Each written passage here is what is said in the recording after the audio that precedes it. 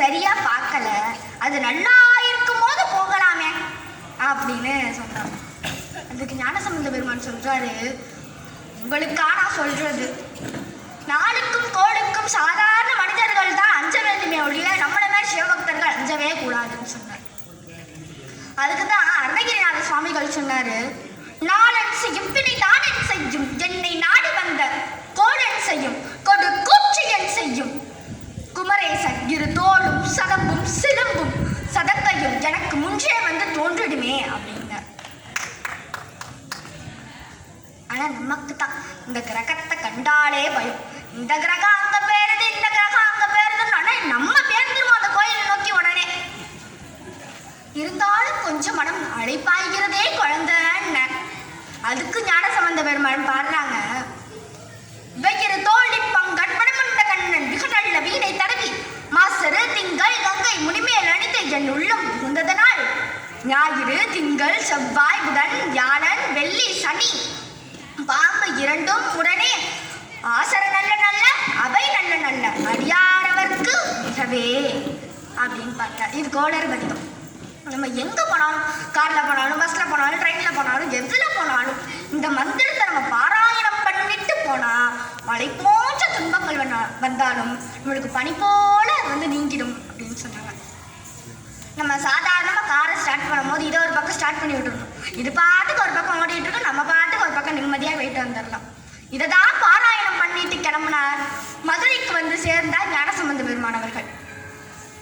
மதுரைக்கு வந்தோடனே மங்கையர்க்கரசியார் வந்து வரவேற்கிறாங்க. ஞானசம்பந்தர் வந்து வரவேற்கிறாங்க.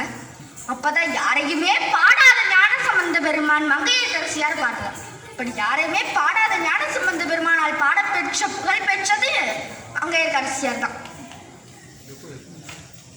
மங்கையர்க்கரசி வளவோர்கோன் பாரி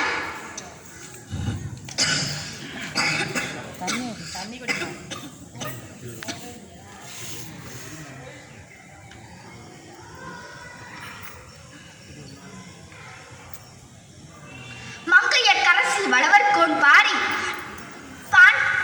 பாட்டிமாதேவி பணி செய்து நாள்தோறும் பரவன்னர். மங்கையர்க்கரசியார் வந்து ஒரு ஓலை குடிசையில வந்து இவங்க எல்லாரையும் தங்க வைக்கிறார். ஒரு மடம் மாதிரி அந்த இடத்துல வந்து ஞானசம்பந்தர் வந்து தங்க வைக்கிறார். அங்க வந்து அவங்க வந்து தங்குறாங்க. இப்போ வந்து சமணர்கள் வந்து மன்னர்கிட்ட சொல்றாங்க, சீர்காழியில பணம் தானாமா, அங்கதை பண்ணானா, இங்கதை பண்ணானா, இங்க வந்து மந்திரம் பண்ண போறானா, அதை மாத்த போறானா, இதை மாத்த போறானா, தேசத்தை மாத்த போறானான்னு கடைசியில மன்னனை மாத்தியாச்சு. சொன்ன உடனே மன்னர் வந்து கேட்கிறாரு, அதுக்கு என்ன பண்ணணுங்கிறீங்க அப்படின்னு. எதுவா இருந்தாலும் முளையிலேயே கிள்ளி விட்டால்தான் நமக்கு சுகம்னு, அதுக்கு என்ன பண்ணணும் அப்படின்னு மன்னர் கேட்டார். அவங்க ஓலை குடிசையில வந்து தங்கியிருக்காங்களாமா, அதை பத்தி தீ வச்சு விட்டாங்க சரின்னாங்க. சரின்னு மன்னர் சொல்லிட்டார். அதான் அவ்வளவுதான். சமணர்கள் வந்து அந்த ஓலை குடிசைக்கு தீ வச்சிடுறாங்க. சுவாமி தீ பட்சிக்கொண்டு எரிக்கிறது. அங்க இருந்த பக்தர்கள்லாம் ஓடி வராங்க. அதுக்கு ஞானசம்பந்த பெருமான் சொல்றாங்க, இதுக்குதான் இவ்வளவு வேகமா ஓடி வரீங்களா? நம்ம கும்புற சிவபெருமானே அத்தனை நெருப்புக்கு மத்தியில தான் இருக்காரு, நம்ம எதுக்கு நெருப்புக்கு பயப்படணும் அப்படிங்கிற. சுவாமி அந்த தீ பெருந்தீயாக பரவுகிறது, அதை நம்மள ஒண்ணும் பண்ணாது, பையவே சென்று பாண்டியனுக்கு ஆகுகிறார். அதுல கூட ஞானசம்பந்த பெருமானுக்கு எவ்வளவு கருணை பாருங்க. வேகமா போ சொல்ல, பைய போய் பாண்டியனுக்கு ஆகுகிறார்.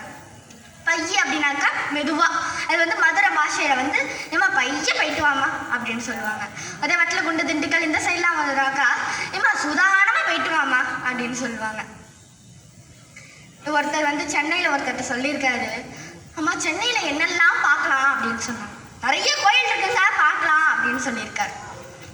சரி என்ன கோயில்னு கேட்டோடனே முண்டக கண்ணி மாரியம்மன் கொடுத்துட்டாங்க. கொடுத்தோடனே நான் எத்தனையோ கோயில் போய் வந்துட்டேன் சார், ஆனா இந்த முண்டக கண்ணி மாரியம்மன் கோயில் மட்டும் என்னால் போவே முடியலன்னு சொன்னாங்க. சார் ஒரு ரிக்ஷாமன் ஒரு ஆட்டோ டிரைவர் கேட்டிருந்தா கூட அவர் போய் கொண்டு போய் விட்டுட்டு வந்திருப்பாருங்களே சார், நீங்க எப்படி கேட்டீங்கன்னு கேட்டார். ஐயா வணக்கம், இந்த முண்டக கண்ணி மாரியம்மன் கோயில் எங்க இருக்குன்னு கேட்டேன். அவர் என்ன மேலிருந்து கீழே வரைக்கும் ஒரு பார்வை பார்த்துட்டு அப்படின்னா எனக்கு ஒன்றும் தெரியாதுங்கன்னு போயிட்டாரு. அப்படியெல்லாம் நீங்க கேட்கக்கூடாது, எப்ப இந்த முண்டக்கண்ணியம்மன் மாரியம்மன் கோயில் எங்க பாக்கிது அப்படின்னு கேட்டா, அவர் போய் இங்கதான் சார் இருக்குது அப்படின்ட்டு இட்டனை போயிட்டு பட்டுன்னு வந்திருப்பானே சார், நீங்க ஏன் சார் அப்படி கேட்கலன்னு நம்ம 2 ரூபா சொன்னாக்கா நம்ம 20 ரூபாய் கொடுத்துட்டு வச்சுக்கோ அப்படின்னு சொல்லிட்டு வந்துடும். இப்போ பாஷை எவ்வளோ முக்கியம்னு திருஞான சம்பந்தர் அப்பயே சொல்லிட்டாரு. வேகமாக போக சொல்ல, பைய போய் பாண்டியனுக்கு ஆக்குக அப்படின்னாரு. அவருக்கு ஏற்கனவே மன்னருக்கு கூன் வேற. அதில் வந்து இது போய் வெப்பு நாயாக பிடிச்சிருச்சு.